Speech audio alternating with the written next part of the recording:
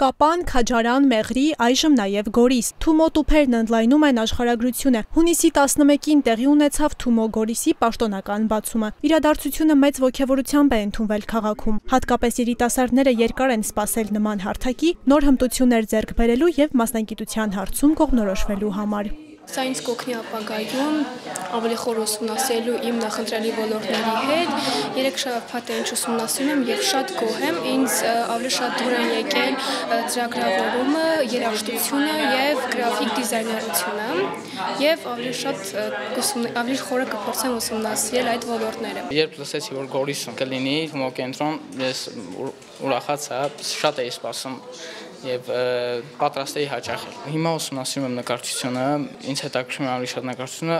այլ ոլորտներ դեռ չեմ ուսումնասիրել եւ մտածում եմ, որ այն Թումոն կնպաստի ինձ նկարչության զարգացմանը եւ հետագայում ես կհասնեմ նպատակին։ Շուրջ 300 ուսանող արդեն դիմել է Թումոյում ոչ ֆորմալ կրթություն ստանալու համար։ Գորիսում կենտրոնը սպասված էր ոչ միայն ուսանողների, այլև կազմակերպիչների համար։ Սա հնարավորություն կտա բացահայտելու երիտասարդների ներուժը եւ բարելավելու համայնքի կրթական միջավայրը։ Տուփի շաբաթական տարօրինակությունը 320 ուսանող է կարողանալու սպասարկել։ Մեր համար շատ կարևոր էր, որովհետև շատ մեծ էր այն 12-ից 18 տարեկան ուսանողների պատանիների քանակը Գորիսում, մոտ 800 ուսանող ունենք պոտենցիալ, եւ դրա համար պայմանավորված է երկրորդ տուփի ավելացումը, ու շատ կարևոր էր ու հատկապես իմ համար էլ շատ հատկանշական է Գորիսը իր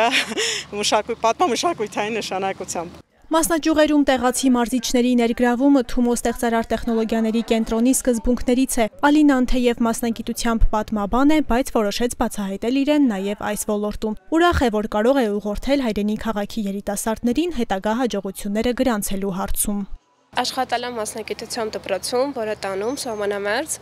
ու երեխեքի հետ եմ աշխատել ու ոնց որ մանկավարժ եմ մասնագիտությամբ ու նաև ինձ թվում է սա դրական առավելություն երեխեքի հետ աշխատելու ու նաև փորձելու հասկանալ իրենց կարողությունները, իրենց հետ շփվելու այդ դրսևորումները։ Մտածում էի դիմել թե չդիմել, ոնց որ կարողանալու եմ ես աշխատել եւ այլն ու հասկացա, որ կարող եմ դիմել ու ինչ որ փոփոխություն բերել, որովհետեւ ես հնարավորություն չի տրվել ինձ դառնալ Թումոյի ուսանող, բայց ինձ հնարավորություն է տրվելու դառնալ Թումոյի մարզիչ ու երեխեքին տալու են հնարավորություն որոնք ինձ չեն տրված։ Համայնքի ղեկավարի տեղակալ Իրինա Յոլյանի խոսքով սա կարևոր նախաձեռնություն է Գորիսի համար։ Շարունակական համագործակցության դեպքում արդյունքները շուտով տեսանելի կլինեն։ Կրթության ոլորտում ներդրումը դա ներդրում է այսօր ապագայի համար եւ որքանով որ մենք մեր համայնքում